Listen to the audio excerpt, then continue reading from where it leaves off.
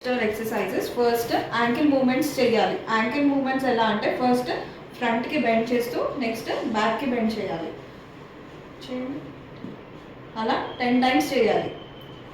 1 2 3 4 5 6 7 8 9 10. Next clock wise rotate చేయాలి. 1 2 3 4 5 6 7 8 9 10.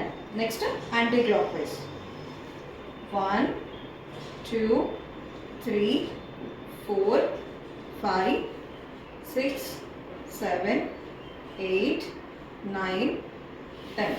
Next one leg fold చేసి another leg నీ దగ్గర స్టిఫ్గా చేసి ఫుట్ నీ వైపు అనుకొని ఇలానే ఎంతవరకు వస్తే అంతవరకు పైకి ఎత్తి దించాలి. అలా కూడా 10 టైమ్స్ చేయాలి. 1 నెక్స్ట్ ఈ లెగ్ ఎత్తాలి.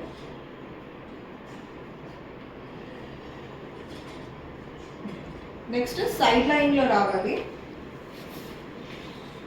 సైడ్ లైన్లో వచ్చి ఒక చేయి తల కింద పెట్టుకొని ఇంకో చేతితో బెడ్ని పట్టుకోవాలి. బెడ్ని పట్టుకొని లెగ్స్ 2 స్ట్రైట్గా పెట్టి లిఫ్ట్ చేయాలి సైడ్ నుంచి.